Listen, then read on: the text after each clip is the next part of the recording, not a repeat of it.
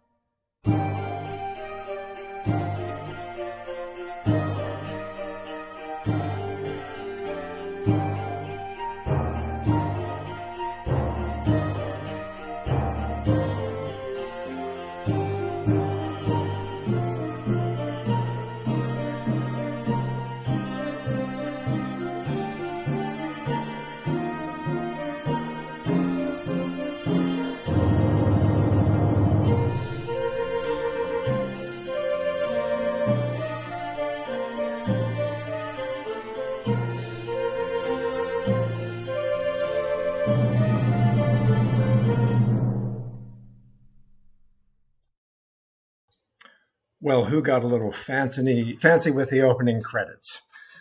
But who also has a default escape valve now in case we should have any troubles? Thank you for your patience. Welcome to the Metropolitan Virtual Playhouse and a play by William Daniel Steele, which I like to think is a culture clash all in itself, as you will see why. A little amusement for those of us who think well of ourselves, those of us who think too well of ourselves, and those of us who barely think at all. Not smart. Someone is going to join us to inform us a little more about it, someone who thinks a great deal, and I'm delighted to welcome him back. He last visited the Metropolitan Virtual Playhouse when we presented the play that cannot be named or we get booted off YouTube. That would be, of course, Cocaine.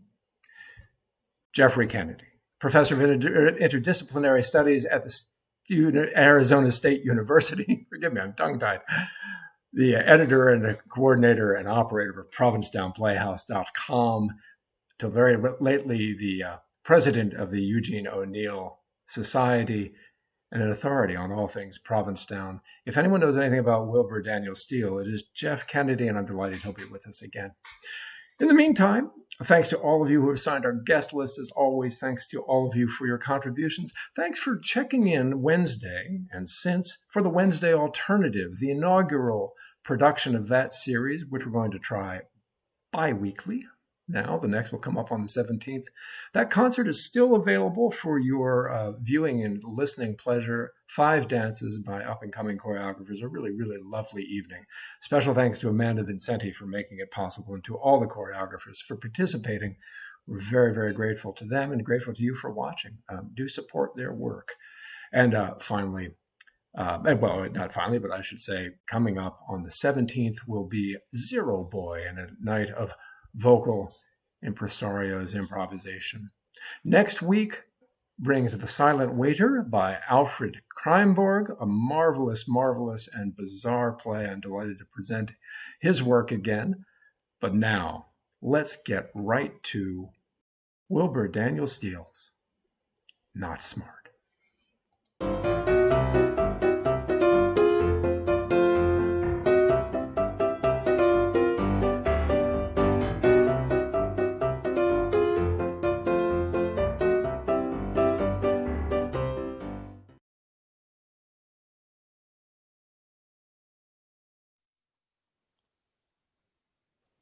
What's the use? What's the use? Something in the magazine, dear. The strange woman's face in the throng, pale, alluring, baffling, with lips like the that sort of thing. The wind carving her figure as in warm and sentient marble, ankles, and so on. Perfectly inflamed, our hero pursues her careless of the hereafter, reckless of the eyes of the world. Of a sudden, a vision of his beloved one at home, right in the middle of the street, flaming sword sort of thing, and I didn't read any further. I don't need to. I know he'll turn around and go home. Fanny, home. Fancy. They're all the same. That's what's wrong with America. Thank God, the gods. Nothing like that can ever happen to us. Isn't it fearful to think of one spirit cooped up between four narrow walls like that? Now, I would have followed the ankle, wouldn't I? I would have followed it till it turned to ashes in my yeah. Well, and then when I came back to you, enriched, bringing the spoils of a profound experience, Fanny, you wouldn't mind. Mind? Why should I mind, Milo? Can a thing of that sort tamper with the essential qualities of our relationship? No. We have learned better than that, you and I. And you'll always feel quite free, too. You'll never let silly little inhibitions... No. Someday there might be a nice chap. I'd rather it be a nice chap. Like Mort, say. Mort Painter? I'm afraid it would be a bit of the devil in the Painter house. Mrs. Painter isn't exactly our kind. But he isn't home, And why isn't he home? Why is he staying away so long? It's over 2 months now that he's been away. Why, I don't know. He probably found the fishing good down there in Maine or wherever he is. I hadn't thought. I had. Milo, there's something in the woodpile, I tell you. Mrs. Painter is distinctly evasive. It's also unnatural. We all came down to this corner of the shore for a nice, quiet summer. And then, of a sudden, he packs up and is gone overnight and no sign of his coming back. There's something behind it, Milo. Blah, blah. That's the woman cropping out. Why shouldn't he go off fishing and stay as long as he wants to? I've been thinking of nothing for a week but Mort. You have? I must say, Fanny, I find this rather sudden interest in one of my oldest friends. You don't mind? Mind? Why, good heavens. Fanny, why should I mind? I knew you wouldn't. And after all, it's his wife I'm concerned about. Poor thing, stranded here all alone. Woo! Darn hot, I say. I think I'll have a glass of milk. If you'd be so good, Fanny, there's a dear. Maddie! Huh? Bring Mr. Tate a glass of milk. Right away. And how many times have I told you to say ma'am when you speak to me? Why should she say ma'am? After all, my dear... You know, there are times, Milo, when your theories... My theories, Francis, are identical with yours. The only point of variance being I am willing to practice them in the home. We talked so largely of that. Just a moment, please. I'm sorry. Sorry, we're going to have to interrupt you. We have lost one of the actors.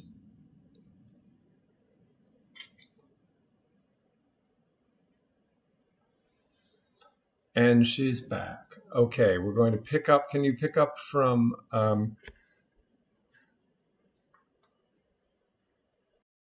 my theories are identical with yours? Sure.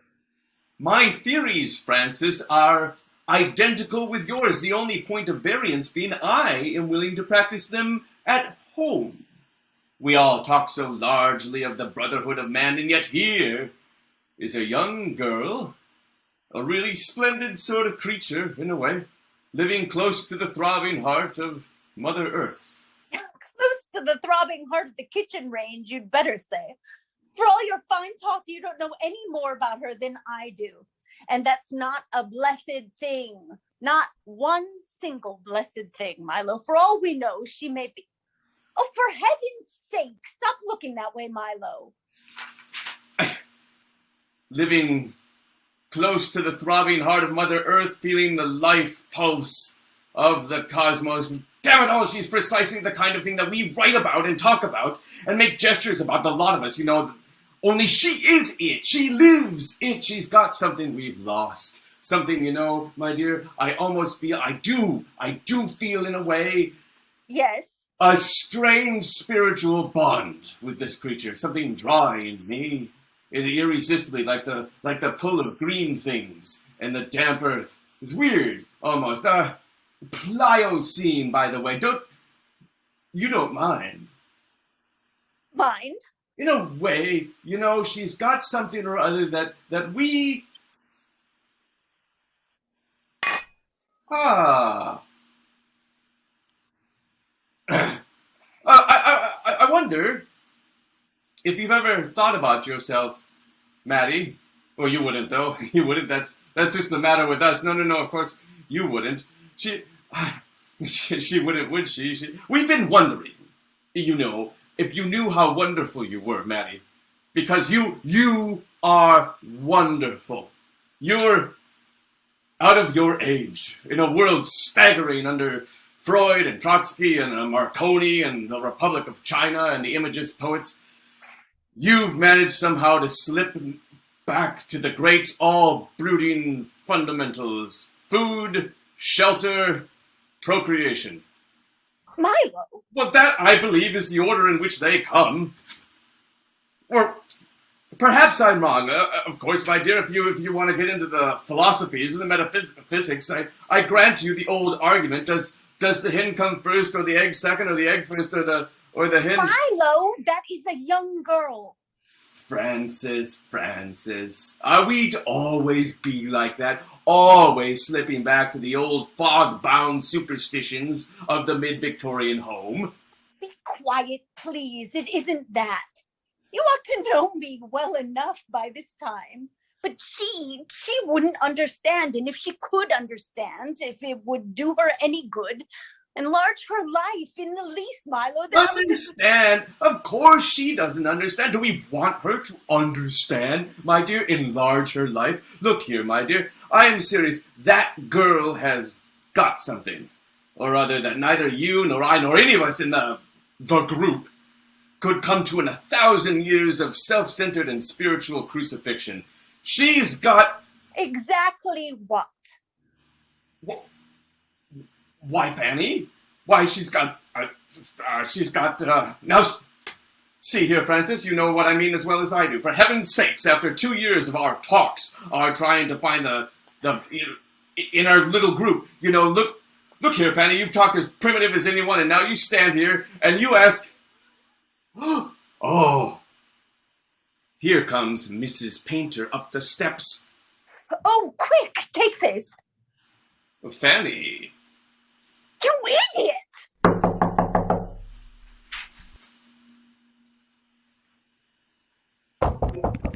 Are we always to be that kind? Come in. Oh, good afternoon, Mr. Tate. I was just coming up from the beach, and I thought I'd drop in. Oh, terribly glad. When's Mort coming home? He hasn't decided. Hasn't it been a glorious... Perfectly glorious. Yes, really, yes. When's Mort coming home? He hasn't... Mrs. Tate, your husband asked me that question just 10 seconds ago, and if I'm not mistaken, you heard me answer him. Oh, I won't stand it. Oh, you're all so mean, always pecking at me. Pecking? Pecking at you? Yes, pecking at me.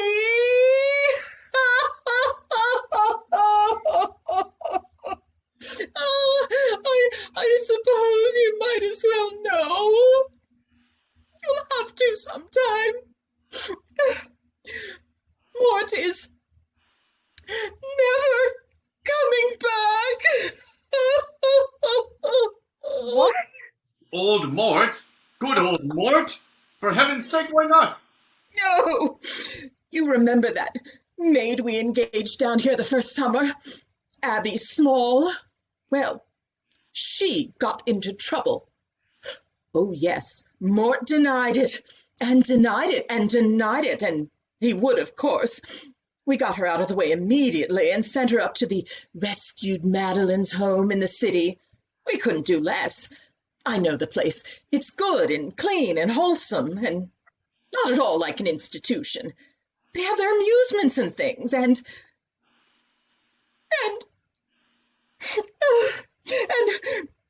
Mort, when he found that at last the wool would not be placed over my eyes, he packed up his things and went away. Perhaps it's best. Well, you can say best, my God. You must forgive me, Mrs. Painter. You say it is best by your lights, but by my lights I say it's worse. Worse. Because it seems to me you are missing the fundamental significance of life. That you are deliberately shutting the door on life. That you are throwing away in experience. You three. Think of it. How wondrous a thing, passing together hand in hand through the unfolding hours of a miracle, you three. Are you crazy? Is the man insane? No, Mrs. Painter. It seems to me he is precisely sane. We've been thinking about this a great deal, Myler and I, and we believe that... Oh, Mrs. Tate! I can't say how deeply really, I think I better be going. Now, don't take on so, my dear Pshaw. You mustn't go off in a huff like this, must she, Milo? See here. Sit down, and we'll have a cup of tea. Maddie! Yes. Do sit down, Maddie. Where is that girl? Wait a second. I'll go hurry her up. No, but my dear, you couldn't talk that way either if you had been through it yourselves. If you knew the torment of that day when that girl came to me and told me she wasn't smart. Not smart? Yes, that's the way they put it down here when they are expecting. How quaint. Not smart. Fancy. Oh, Milo, my dear, Mrs. Painter's just been telling me the quaintest thing. It is a thing I should rather not discuss in mixed company, especially with Mr. Tate. Oh, come now, Mrs. Painter. Now, don't let's quarrel over abstractions. Now, see here, we'll have some tea, and we'll all feel better. Where's that girl? Yeah? Ma'am? Mom?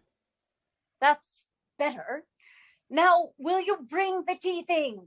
Quickly. Yeah, Mom. Yeah. Well? Yeah, Mom. For good heavens, what's the matter with you? Speak.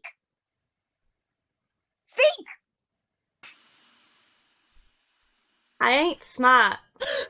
Not smart? Not smart? Not smart. Oh, dear creature. Oh, you wonderful, simple, primitive creature. Smartness? Pah!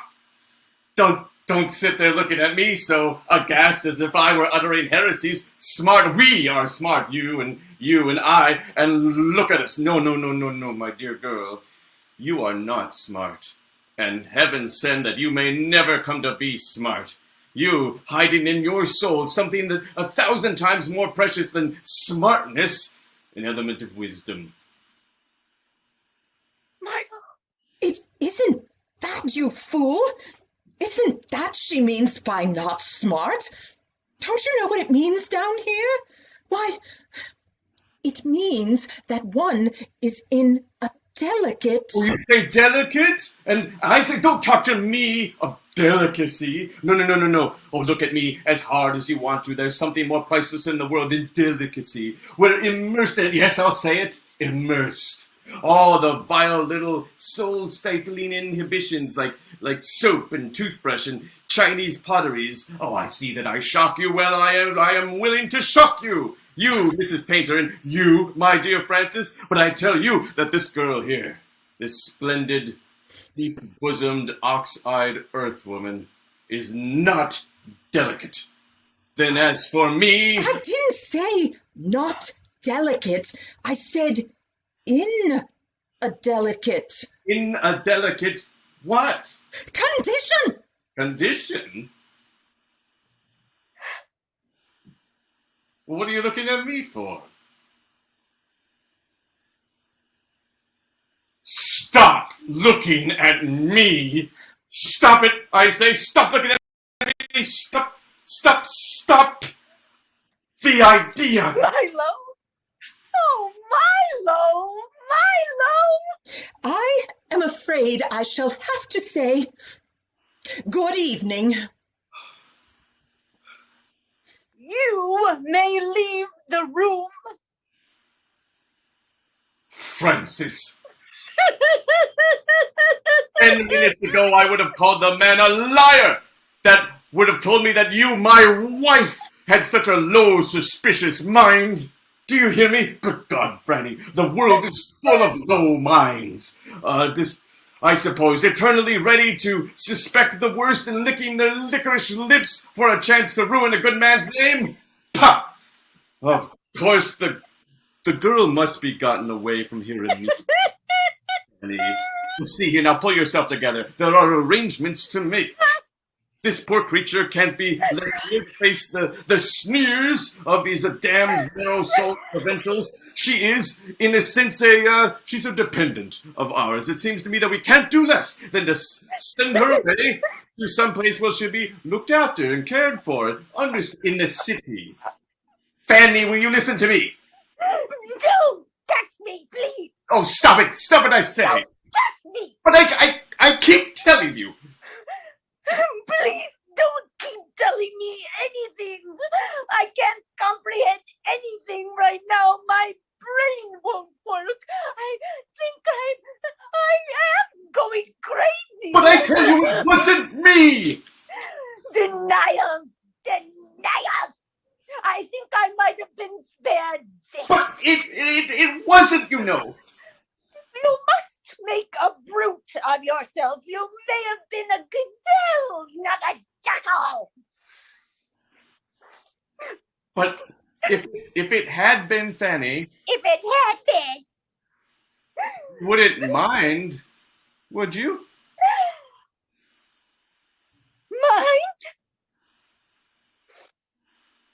mind?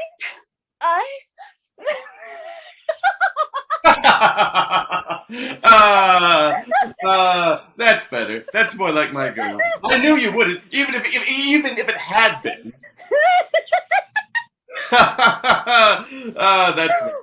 Now, let's think. Have we got a timetable in the house with connections? Oh yes, and about that address, the what you may call it, Magdalene's house. We must get it from Mrs. Painter. The girl must not stay here a moment longer than absolutely necessary. What are you talking about? The place in the city, Mrs. Painter thinks well of it. What has that got to do with it? What? Of course, the young woman is to remain with us. What? Naturally. Why, Milo, how queer you talk. We, you and I, are not going to miss the fundamental significance of life, are we? We're not deliberately going to shut the door on life. We three, this wonderful thing. I must say, my dear girl, this is a poor time for facetiousness. We three passing together, hand in hand, through the unfolding hours of a miracle. Francis, you are very unkind. You will never understand me. Understand you? Not in the deeper sense. You are a woman, after all. You still cling pathetically to the grammar school notion that 2 and 2 makes 4. I am theories are to be put in practice at home? Theories, my God, theories, ideals, dreams. Oh, if one could but afford to dream. But that is for the angels and the young. Happy youth, unencumbered and foot-free. All of which is to say... Hang take it all, my affairs are in a delicate condition. It's a confounded precarious period in my career, my dear girl. Another year, and who knows, I may arrive. After all, we owe a little something to my career. Ah, your career. And to our own folks, yours and mine, and to your good name. So, my good name. You are beginning to think even of that. But I keep telling you, it's that painter woman. What are we going to do? Well, what should we do when everything is so sweet and natural? Fanny, are you insane? No, I am precisely sane. Let her in, please. Fanny!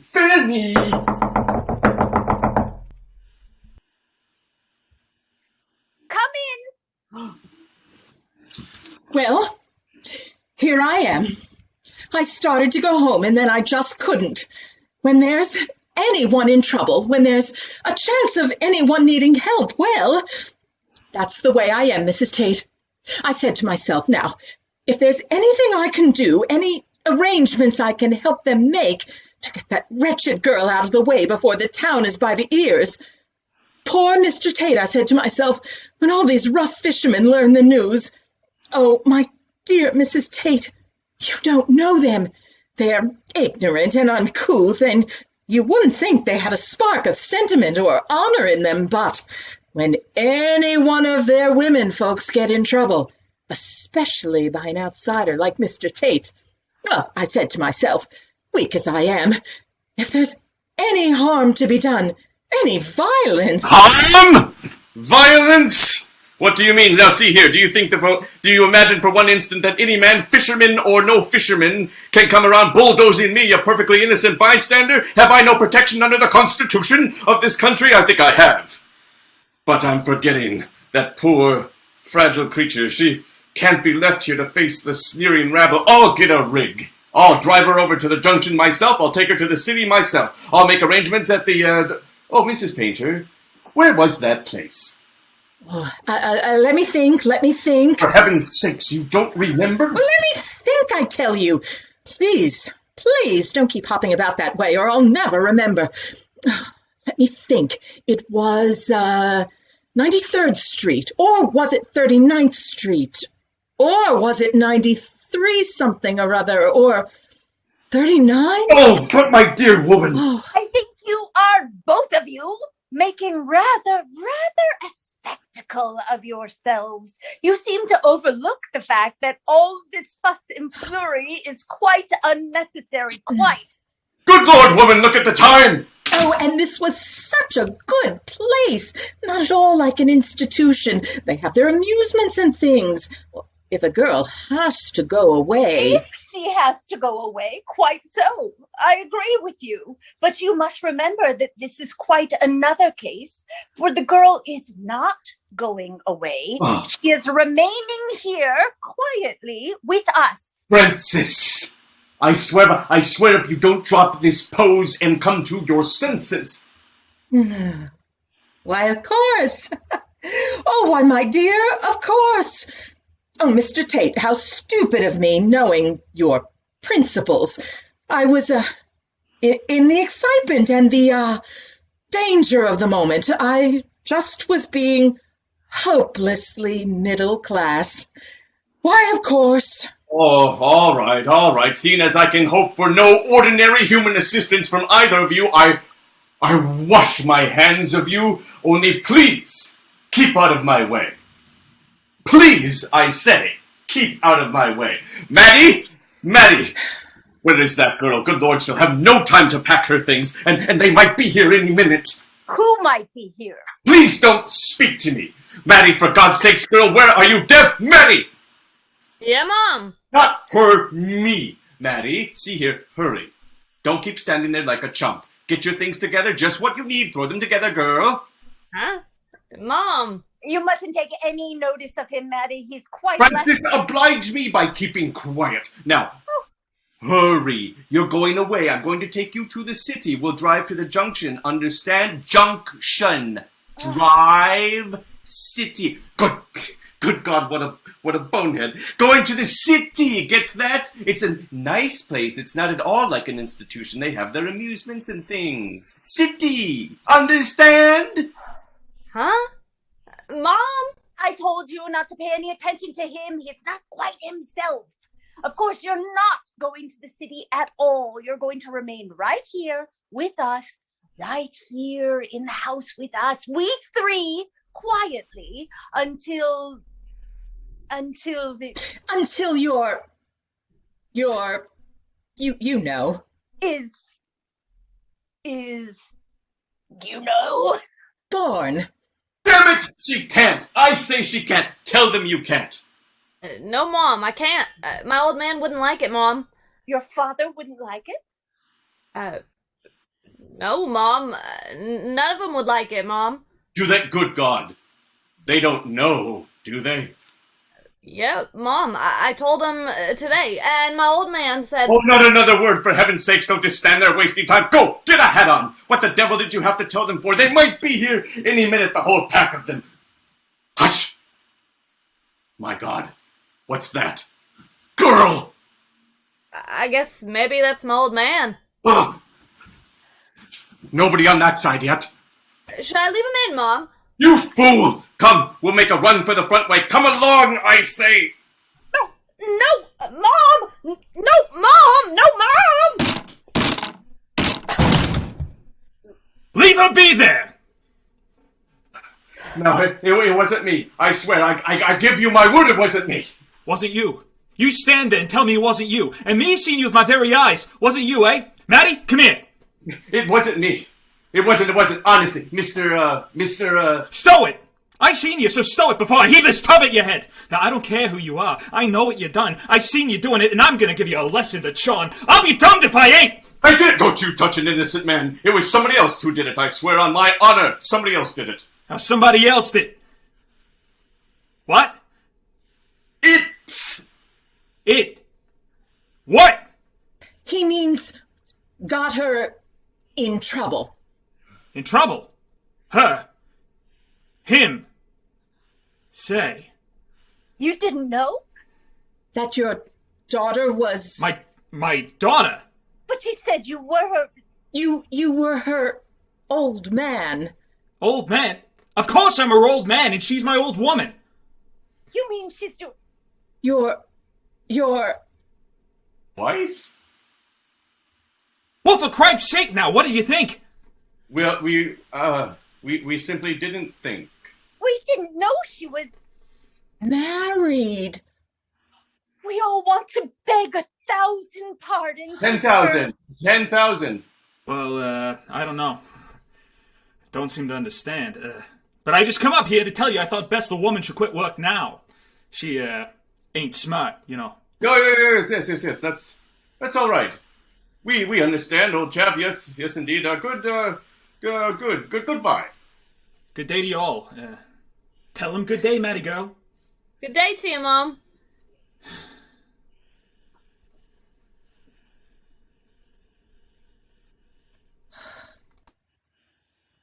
Milo.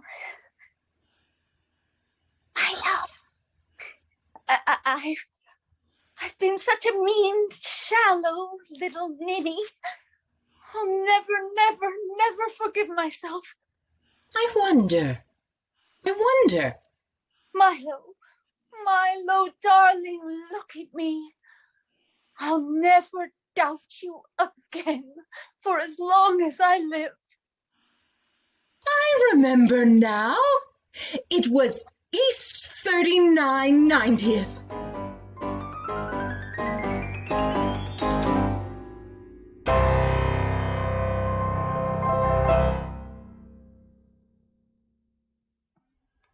This has been Not Smart by Wilbur Daniel Steele, with the talents of Matthew Trumbull, Maria Silverman, Clara Cundon, Victoria Bundonis, and Ryan Halsaver. The production was directed by Mark Harberth, who conceived this lovely design. And I, of course, am Alex Rowe, delighted that you could join us for this inquiry into class distinction and understanding. But I'm also delighted that Jeffrey Kennedy is with us and will give us a little more insight, both some background about Wilbur Daniel Steele, a lesser-known light of the Provincetown Players, but a prolific and very well-known author in his day, as well as perhaps some context about the play. Jeff, in a moment, right now, you are on stage. I see you. You see me. I'm going to give the floor over to you, and just let me know when the images you want to come up should come up. Excellent. Well, first of all, bravo to the cast. That was a wonderful reading of that, and your acting was awesome. It was so great. So I was so pleased to be part tonight of being able to hear that. It's a unique play. It fits into a whole bunch of little categories of the Provincetown Players. One of the most unique things about Steele's plays, and there were only two that the Players ever did, were that they were both premiered in Provincetown in the first 2 years. So in 1915, he had his play Contemporaries. In 1916, he had this play. And one of the other interesting things is that in many people, and I agree with this, believe that Steele is kind of making fun a little bit of Hutchins Hapgood and Neath Boyce, who were two of their close friends and part of a group that I call the Regulars. There were four couples that really kind of formulated these strong bonds for many years before the Provincetown Players by summering together in Provincetown. And Steele was part of that group. And what's ironic is that on the same bill as Not Smart was a play called The Game by Louise Bryant, who, if you were to listen to that play or read it, you would find that very similar characters as Milo and Fanny are also in that play and speak very much like Hutch and Neath. And so I think George Cram Cook was having fun with his very close friends because Hutch had become his best buddy. Because these plays were written very much in the early part of Steele's career, who is most known as one of the country's greatest short story writers. Not for his plays, even though he continued to write plays, and a couple were even on Broadway at different times. It was for his short stories around this time. So I want to give you a little background because his connection to Mary Heaton Vorse, who was the first person in the Players to kind of adopt Provincetown. And I want to give you a little bit. So I've written some notes here, so I'll refer to them and try to talk about it. The first group, as I mentioned, that kind of show up in 1906 in Provincetown and adopt the town is Mary Heaton Vorse. She just loved it. Her stepbrother had moved there. He was an artist. He was taking classes. He and his partner, actually, who had come from Italy, the two of them lived in Provincetown and found themselves very comfortable. And Vorse had lived in Amherst, Massachusetts. And so she came over with her husband. They ended up buying a house in 1907 and made it home forever and lived in that house the rest of her life.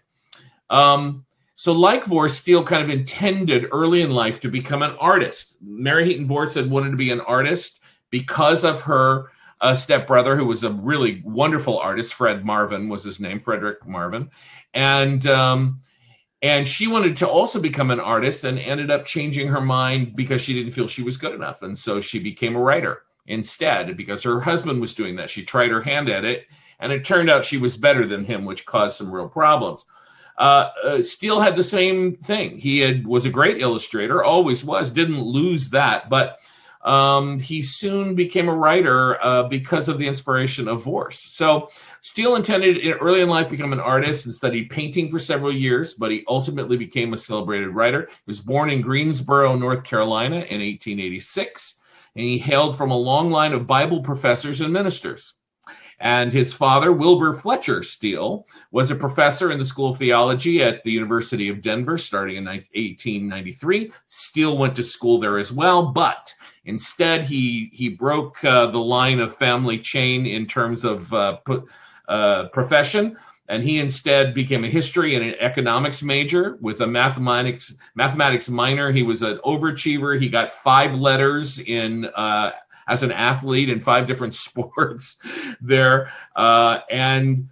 But his talent as an illustrator led him to study art at the Boston Museum School the next year after he graduated from University of Denver. And while there, he met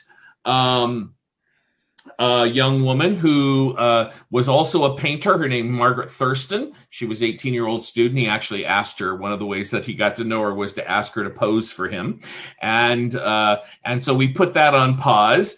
And then he goes the next fall with his mother and his sister to Paris. And there, while he's studying at the Académie Julian, he meets Mary Heaton Vorse, who had been there studying years before, comes through. Her husband Bert's with them, as well as somebody who else becomes important in the Players, B.J.O. Nordfeldt, who the two of them were writing some articles. He was illustrating them. Vorse was writing them, some travel articles for Harper's and Outlook magazines.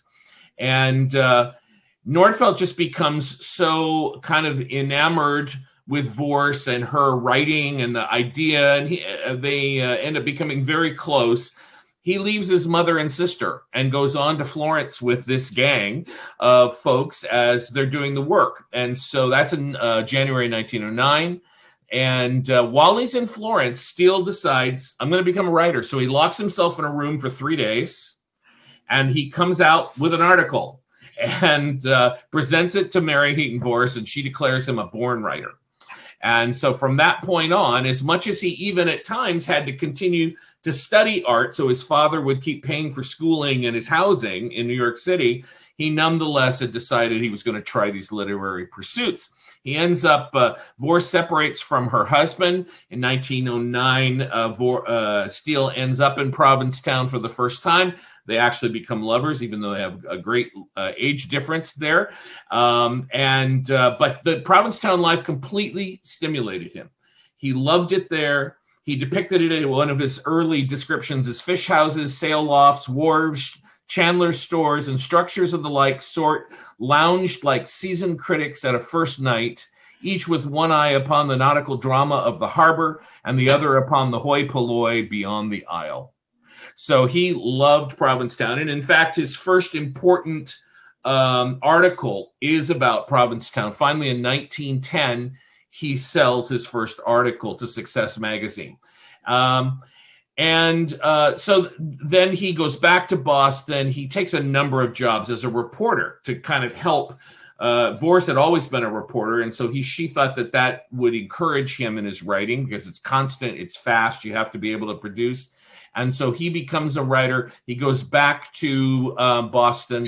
He's in New York City for a while, like I said, studying at the Art Students League. Again, so his father will leave, but in the mornings he would paint, and then the rest of the day he would write. Eventually he goes back. He actually rooms for a couple of summers at Provincetown with Sinclair Lewis, who everybody there called Red. Mary Heaton Vorse is famous for telling him the most important thing about writing is putting your behind in a chair and doing it. That is the most important thing of what it means to be a writer. And eventually Mary Vorse marries Joe O'Brien, another journalist. And so their relationship changes, but they remain close to the years, and he respects her input through all of his writing. In 1915, then, along the way have come Hutch Hapgood and Neath Boyce in 1911, 1912, they're there. Then in 1913 comes Susan Glaspell, and she is waiting for George Cram Cook to get his divorce from his second marriage, and he's in New York City. She comes with her best friend, Lucy Huffaker, falls madly in love with Provincetown. She'd been invited by Vorse after she met her in the city. Cook comes up there for the summer with another friend, Floyd Dell. And basically they have these 4 couples that just become so close, and they feel like they're a family and that they can support each other. And it was out of kind of this security of these groups that George Cram Cook, who was really looking to create a place where American theater could find an identity, which it hadn't yet, This is what he wanted to see happen, and these people supported him in that. They were all writers. They were all the most radical thinkers in America. They were all published and famous for their writing. So it's really kind of unique that this group then in 1915 births, if you will, the Provincetown Players. And in a sense, it wasn't a big professional thing anybody was doing in the beginning. So this is why Steele said, sure, I'll contribute a play. That'll be fine. And then it started to become something. People started to like it, and they ended up moving. You can go ahead and put that first picture up there, Alex, if you will. There's Steele on the beaches in Provincetown. Steele ended up loving Provincetown so much that he lived there for almost another 10 years. He marries Margaret in 1913. In 1915, they have their first son, Thurston, and they buy a house on the West End, which is interesting because almost all the Provincetown Players lived on the East End, of town, and even still today, the monuments to the players and the plaques and those things are on the East Side. He said, no, we want our own life down here. And Margaret painted. So kind of fascinating that way. And then for the second year, Steele, who was now starting to become a little more famous, he was included in the Best Short Stories anthology of that year with Edward O'Brien as the editor. And his career is just starting to really take off. Again, interestingly, the first major story is still Provincetown subjects. And so he writes Not Smart. And this play, as you could hear, is a challenge, if you will, of the mores of the supposedly freed souls of the radical bohemians of the village. The very first plays, even before the Provincetown Players, that really became popular amongst the villagers were by Floyd Dell. And what he began to do was to make fun of themselves. And this was something they could all enjoy. I want to read you something. It's just a little passage from my book as I thought about this. The idea of forming a theater was communal, yet used individual talents, needed a leader, but accomplished tasks corporately, was artistic, yet needed a work ethic to achieve the business and building necessary. In other words, they didn't believe in autocratic people. They believed in a communal system. The Masses, which was the major magazine they all contributed to, was they had open meetings and things were voted on by everyone. It was a little chaotic, but it was a different way to govern. So the plays they'd written and presented were about themselves, Bohemian Americans, and the verbiage they'd written in was akin to the realistic Midwestern syntax that Cook and Dell had championed in the pages of the Friday Literary Review. While they stayed very close to home, the topics the plays presented were contemporary issues from their immediate world. The dynamics of contemporary love relationships turns upside down, satirizing the new rage of Freudian interpretation. That was the play Suppressed Desires we've had in Alex's wonderful series. The aesthetic battle between traditional and modern art, and the reframing of a political act from their own neighborhood that affected them deeply. So not only is Not Smart part of that first group of plays, right, in terms of the type of play it is, ironically, it's on the bill with something completely else, O'Neill's first play, Eugene O'Neill's Bounties for Cardiff. And so this was what Cook was so good at doing, was programming and giving an audience a full feast. So you start with The Game, which is a symbolic play of death and life, gambling and bidding on a young man and woman and who's going to win their souls. Second, Bounties for Cardiff, the most real talk anybody had heard before, coming from sailors, and this play where this gentleman is dying, and they're talking about life on the sea, and there's a story. It was just as realistic as it could possibly get. And then Not Smart, a comedy about themselves, if you will, and about challenging their mores. And as they, we had, interestingly, Victoria's character was the Victorian, right? And a challenge with, well, let's see if Milo and Maddie are they really as freed up as they were. And then the biggest comparison, if this really is fashioned after Hapgood and Boyce, is just 2 weeks ago you saw Enemies, which was the play of them seriously, not comedically. The two of them wrote that play together, Hapgood and Boyce, and about what they'd spent almost all their marriage fighting and discussing and trying to deal with, because they felt that modern marriage was going to be different than Victorian marriage and should have this freedom. So it's really kind of, for me, this play caps off, a really interesting kind of style of play.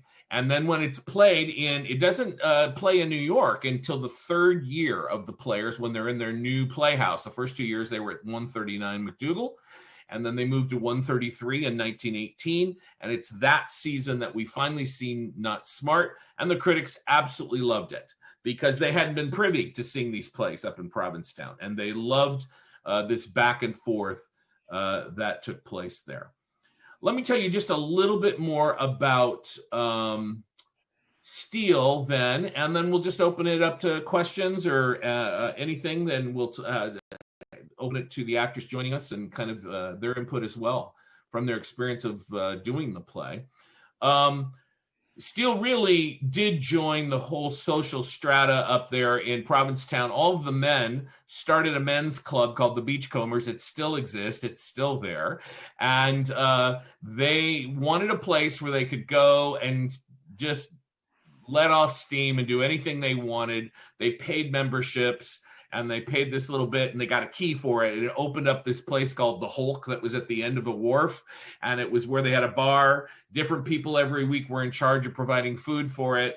And it was just a place where they kind of blew off steam and enjoyed each other and the company. And the artists really did, even those coming from real aesthetically different places, they nonetheless really liked each other as artists. And so that's one of the things he was part of. And then he continues to write and really kind of moves into writing nothing but short stories. He has over 200 published short stories. That's a lot of short stories. He tries a novel. He's not as good at that. Alex, let's go ahead and look at the second photo, and you can see then the wharf where they did the play. And there it is. Whoever took the picture was a little to the left, but that's okay.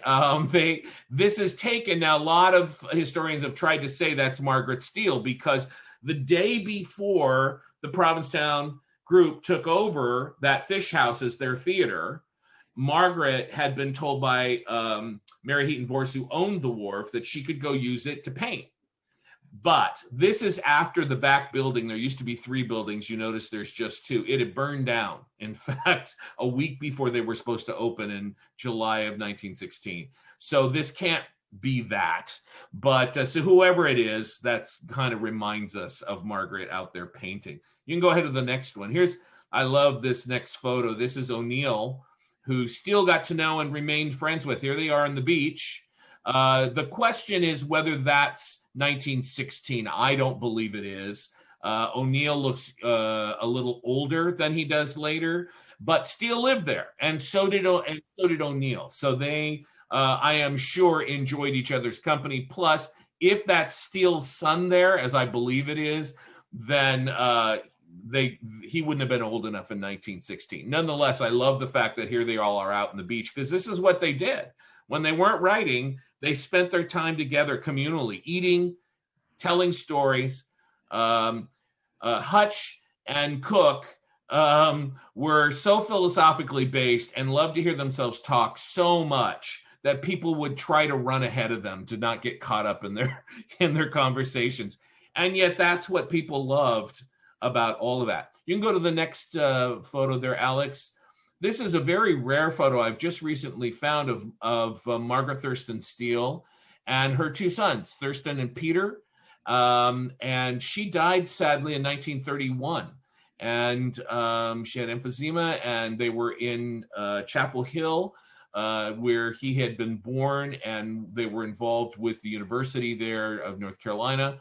And she died there, and he, a year later, married a Broadway actress named Norma Mitchell, and Norma actually wrote a play with him that in 1934 was on Broadway for a year in 2 different Broadway houses. So he didn't stop writing plays, but he didn't write too many.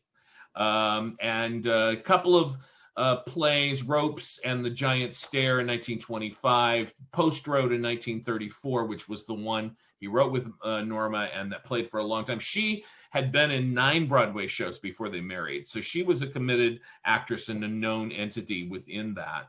And then his last play was How Beautiful Was Shoes, November 28, 1935. It opened and it played 8 shows. So this was not his thing as much, but he had a kind of realistic, and of course that was so much a part of the modern aesthetic of that you combine with a certain kind of heightened poetry in a realistic setting.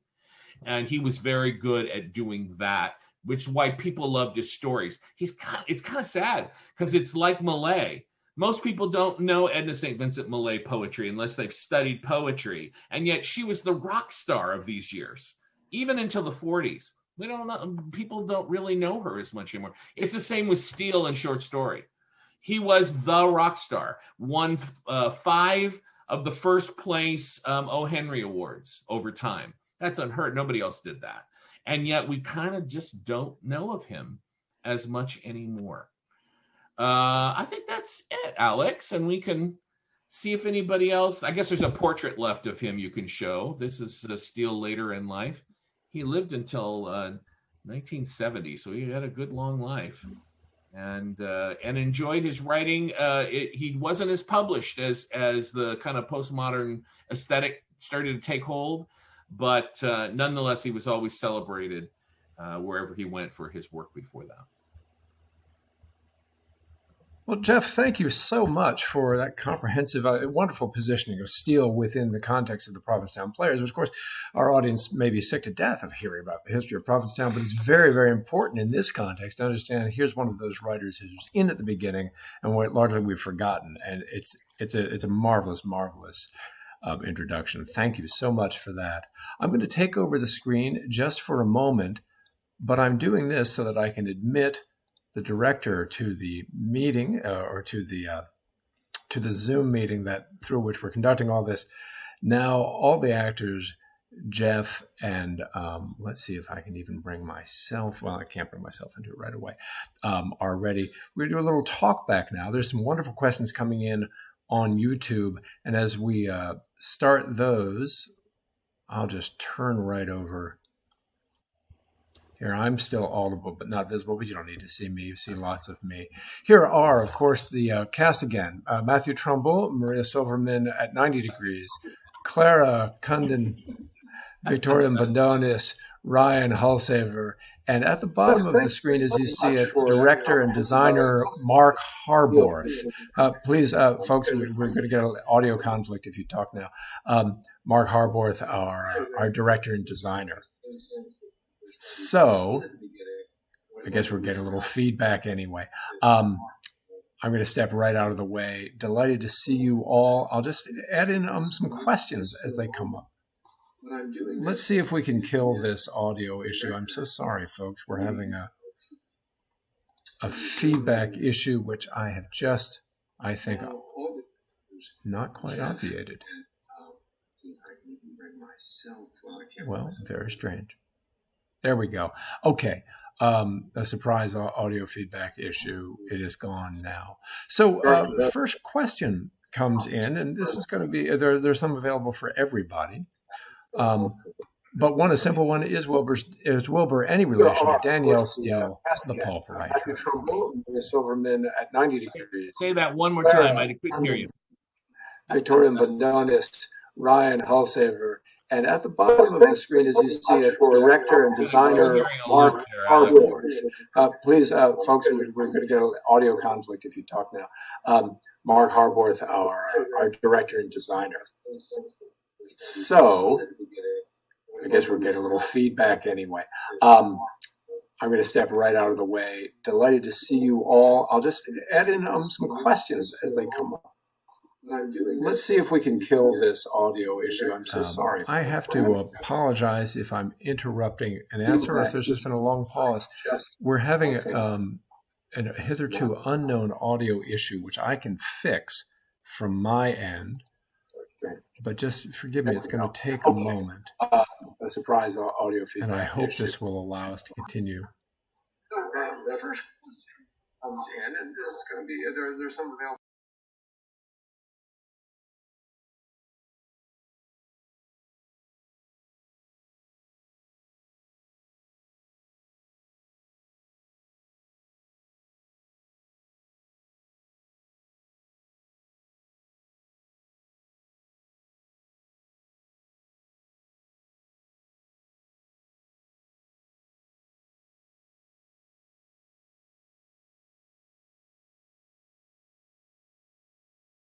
Yes.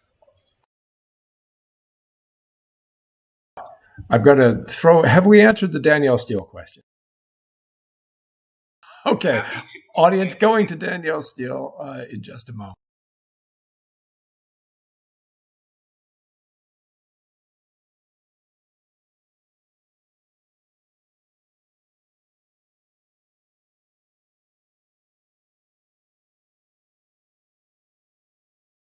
Jeff, you cannot be heard yet. So sorry, let's just figure this out.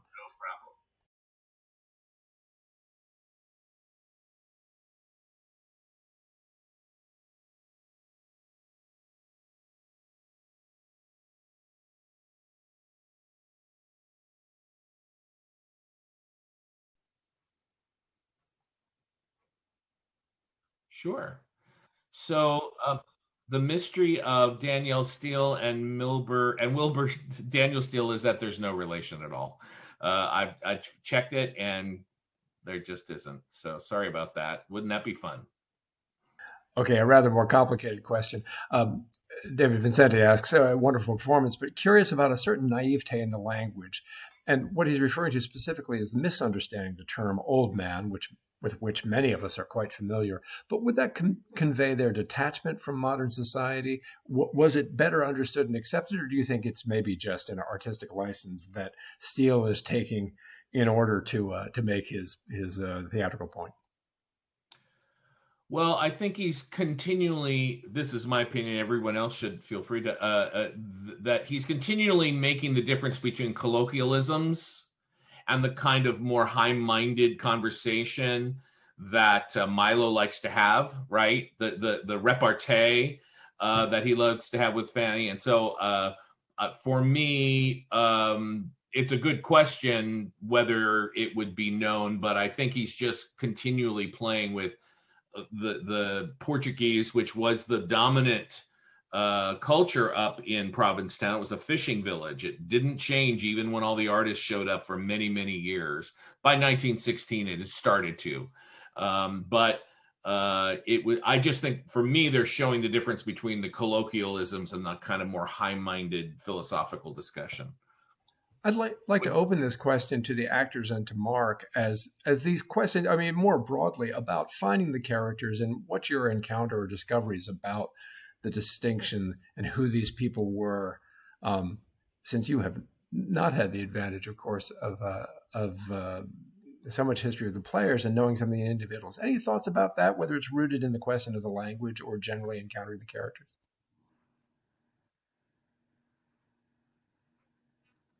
You're going to have to unmute yourself in order to answer. Yeah, for me, that theme of the colloquial versus the high-minded is carried throughout the whole play, and what made it really fun and juicy to play. Even the way we talk of Maddie or of community before she enters, and then at least the way I speak to her is really crass and distancing. And it was interesting for me to hear some of what Jeffrey said. I would be really keen to learn more, because the way he has skewered this group, that kind of salon of Mabel Dodge and so on, and this free love and free thought, it's like amazing that he could be involved in it and also like spirit through the heart like that. And even the way with the title of the play, The Not Smart, there's like almost a childlike fascination with the other, with people who are different or who speak differently. And then we pretend to be really engaged, but there's all this distance, and that was really fun to play. I think it's sort of interesting that Mrs. Painter is very grounded to me in more of a Victorian era, middle class era. And she's really caught between, she's someone who would not speak a lot of these things. And so she's caught between the people speaking freely about free love and then the locals speaking with all their colloquialisms. And neither is a world that I think she's completely comfortable in, or she's trying to find her way around, because that's not the way things had been done for her in the past. So I think it sort of presents a fun challenge for that kind of silly character to be caught between these two worlds that she doesn't quite fit into or understand completely. And some of the language is daring for her. The clue I little bit think is, and it just, you have, I've just extended this myself, is her name is Mrs. Painter, because otherwise there would be no reason for her to be there except as the wife of somebody who's there painting and studying art. And especially in the older style that Charles Hawthorne was teaching, right? That wouldn't be part of the group that was on the East End that were the modern. And I think it's interesting too, Steele, as much as he came from this religious background, he was really in the middle. Much as you're describing she might be, he was in the middle too of these radicals. I saw Carol, my dear friend who led the discussion on enemies, and we've sat and listened to this play together and go, yeah, that's Hutch and Neath. And she asks, did Steele stay as a bohemian? No. Almost immediately after everybody left Provincetown, and he stayed friends with everybody, particularly interestingly O'Neill. This was not his life, and he embraces the academic life more and the society life. And his wife, she was 2 years before they met. She came from almost no money, and her mother had divorced, a father that hadn't participated, and then she married a very, very, very rich doctor. And just 2 years before, and now she's going to Radcliffe, right? And then going to the Boston Museum School. So they really had a different life. And I think that Steele is even in the middle between his friends that are really, because the things that are even said about women, those people would never let that be written, right? Their wives wouldn't allow it. They would just have them, they'd get it. Whereas, this kind of in between, and then the more extreme Victorian. So for whatever that's worth. It seems a bit that what we're touching on, obviously the play is very much about people who knew each other, but it's written in a period in which all of society is re-examining its position vis-a-vis Victorian values with the advent of the First World War, of course, and everything else. And so there are a couple questions I think that follow. It relates to Carol DeBoer Lagworthy's question, which Jeff has just answered. But for those who are not following on so closely or not on YouTube at all, that question was whether Steele broke with the Bohemians later in his life. And one viewer asks what the audience reaction would have been at the time in the broader culture. Was there any sense of scandal? Was it scandalizing to discuss the pregnancy or the potential adultery and so on outside of this circle? Well, I can answer about when it played at the Provincetown Playhouse in 1918 and 19. The fact that it was skewering themselves again and the kind of playing with the mores of all that, the critics loved it.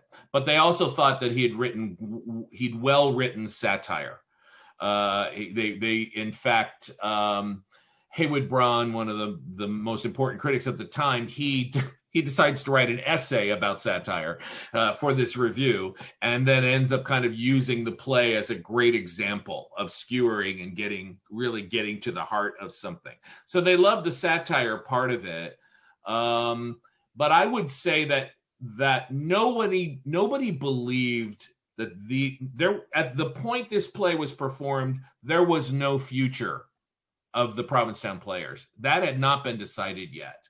This was a summer fun thing for friends. Yes, Cook had greater aspirations in his heart and in what he wanted to do. But in July and August of 1916, there were no plans. And in fact, Susan Glaspell, Cook's wife, said, she was mortified when Reed and Cook said, yeah, let's go find ourselves a playhouse in New York City. Mortified, because she thought they'd just be laughed down, right? Instead, they ended up kind of ushering America into the modern era.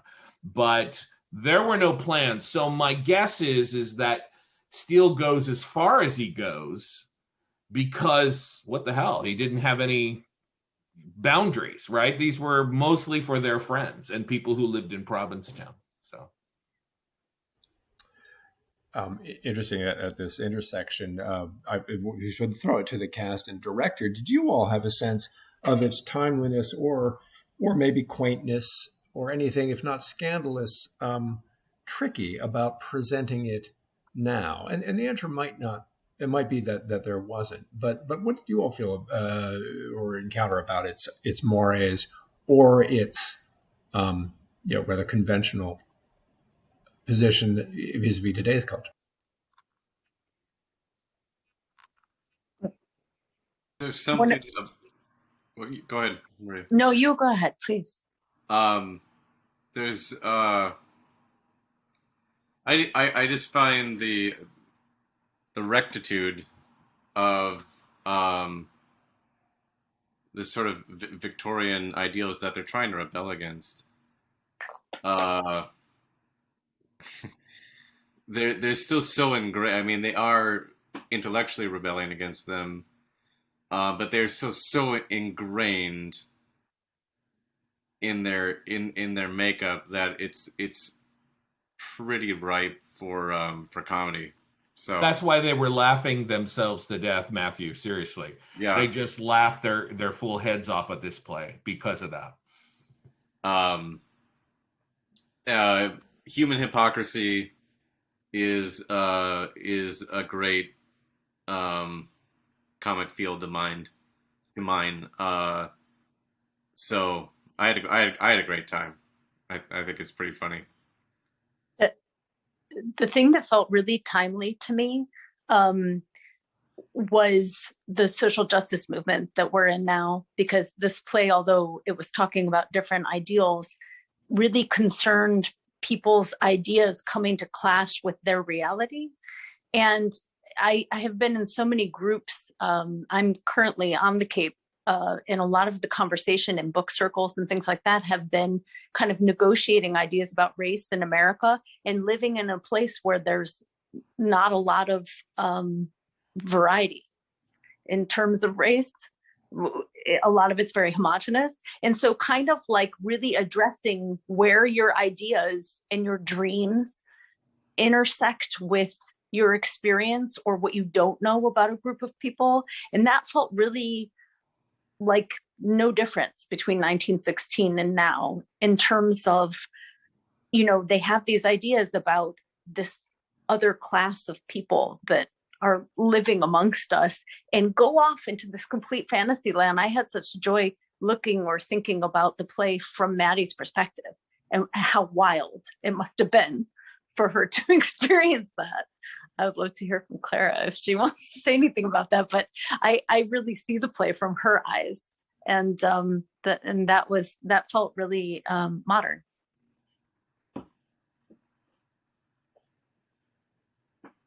I don't think I have much to add to that, but it was fun just listening to Matthew's character talk at me and just not I didn't spend a lot of time trying to figure out what he was saying because he just is kind of babbling, and I think Maddie is just sitting there going like, what are you talking about? And, so, normally I would spend time like making sure I understood every line, and I was like, you know what? But Maddie does it, so I'm just gonna sit here and let this language wash over her, and because they really are speaking two different languages. throughout it. One viewer makes the interesting comment, as we talk about or consider what it's lampooning, that they're lampooning the hypocrisy of the bohemians who are admiring the folks living closer to a, quote, natural state, unquote, but at the same time so detached from the reality that they're actually observing. The satire cuts both in many ways. Here are some very literal questions, and we're reaching 9:15, so we're probably going to wrap up fairly soon, but a couple of specific questions. Whose house is in the background? This is a question for the director and designer. Where did that image come from? Town Hospital, but I thought it looked appropriate for the Tates. I'm going to repeat that answer. The answer was that's an image of the Provincetown Hospital, and the reason I'm repeating that is the Zoom audio cut out from the broadcast for a brief moment. Another question from one viewer: what's the problem with Chinese pottery? I think we see a kind of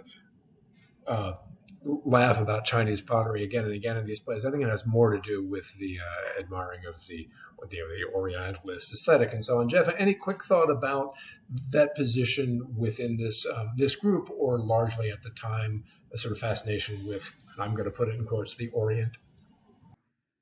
Well, it was still the most exotic place for them to even consider. And in fact, those kinds of things were still kind of precious and new and expensive. And there were certain things, everything from a gold pineapple, which wasn't particularly Asian, but to Chinese pottery just meant you had money and you had these kinds of precious things. And there were certain things you had that showed you had cash. One more question, this one for Jeff, and then one last to the company. The question, and boy, this could be a book, but do you have any particular comments about the nature of the relationship between O'Neill and Wilbur Daniel Steele, other than the rhyme? I can only tell you a little bit. O'Neill was he's the old Groucho Marx. I wouldn't ever want. What is it? I'm going to get it wrong. Alex, help me. I don't want to be a member of a club that they'd have me in, kind of thing. O'Neill was not a joiner, and that was Steele as well, in a sense. He loved Provincetown. He loved being a writer. He loved talking with these published things. I mean, literally, this group of regulars were the most popular modern writers in America at the time, and or the best critics. That's not a small thing, and it can't be forgotten, much less they were the most radical minds. And O'Neill didn't join them until that he was a part of that group. But when he joined them in 1916, one of the things that became very clear was how smart he was. And so, but he only talked. He was not a big talker, and he only talked to people that he felt he was similar to. And Steele was one of those people, because as much as he went there, he was invited by John Reed to come up to Provincetown, and he was kind of having this relationship, consummated or not, nobody knows, with Reed's lover, Louise Bryant. He really wanted to have his plays produced, and that's why he came. And so he had a very specific kind of career thing that he wanted to come out of this. And that's not why almost anyone else was there in Provincetown. So to meet Steele and have him be somebody who's a little bit outside of the bohemian group from the village, that was where they bonded and talked about writing primarily, not about politics even. So one final question, and this is one I've saved for last because it comes up in a number of our productions, and it's always very, very interesting, and where we'll end for the evening. It's a question, the broad question is, what are some of the advantages and disadvantages of performing a reading virtually? But what I want to observe to our audience is this is one of the first times that we've, at Mark's inspiration, that we've played using the format on the screen as the kind of format in which you're looking at it. So the actors are actually talking to one another as if they are in boxes, in a sense, next to one another. And that's something we haven't tried before. So any comments from anyone involved in putting this together about the challenges or satisfactions of a virtual reading? I would say for what we did tonight, some of the challenges would be we really couldn't see each other ever, because we were always turning to our left or our right to simulate where everybody was in the room, but that means we can't see our screen. So we can't really see each other, which means we can't really read each other's facial expressions or see each other's physical timing for any physical comedy bits. And this is a farce, so that's a challenge. I would say, I guess something that I discovered that was heightened in a good way by doing it this way is because we aren't distracted by much visual input going this way and going that way, it does really heighten listening. In a way that I thought was great, and I thought that helped the verbal timing and the rat-a-tat pace that farce needs. So that was pretty great. Yeah, I think for me, it was definitely one of the most challenging things I've ever done as an actor. Like in all of my years, there was almost nothing about it that wasn't challenging.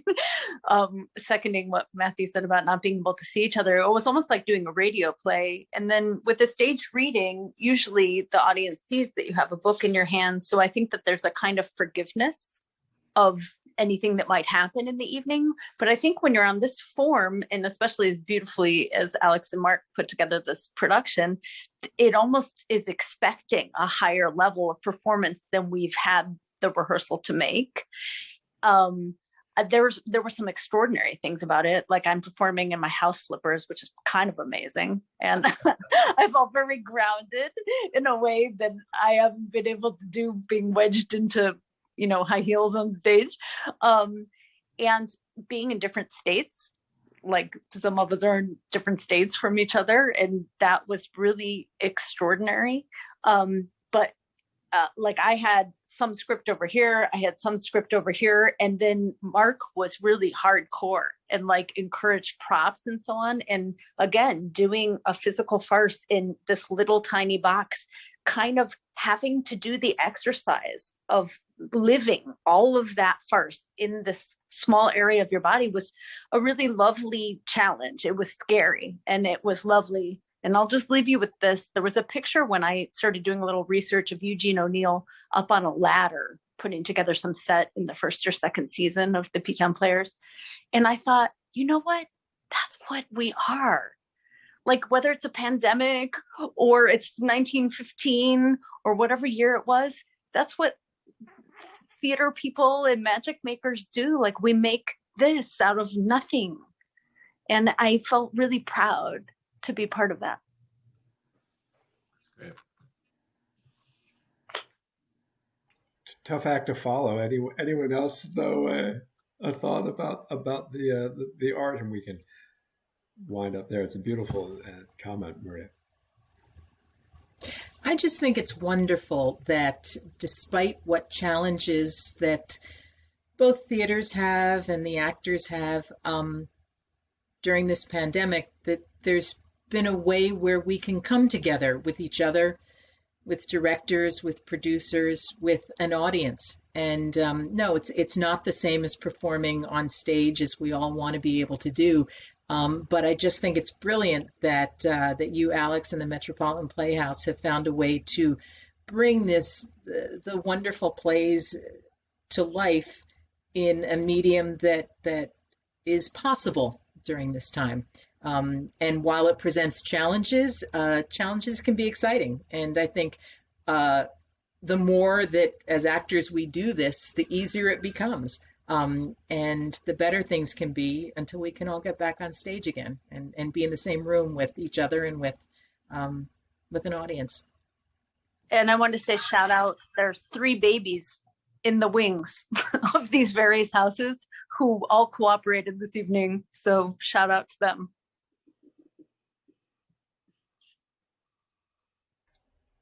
Well, a great shout out to all of you. And one of the pleasures, of course, as our audience knows, but I'm never, of which I'm never forgetful, is the pleasure of having someone like Jeff Kennedy, all the way from Arizona, be able to join us and do a talk back.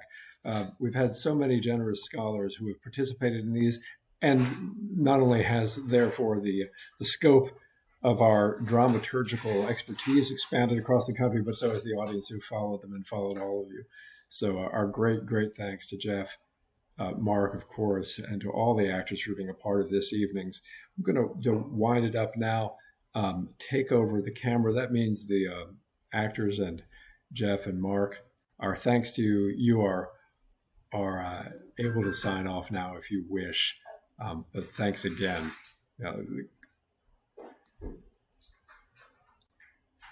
And audience, to you, thanks for bearing with some funny auditory issues. So the computer screwing us up a bit.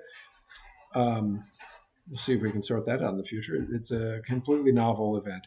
But let me encourage you to tune in and see how we have done next week.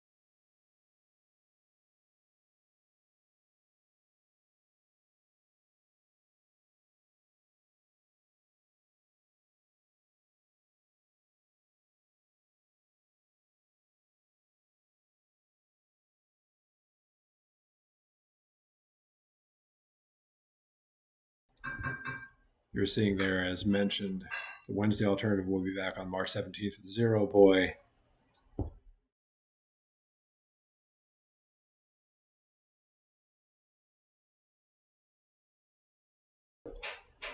As always, our sincere thanks. We'll move right to the thanks screens now.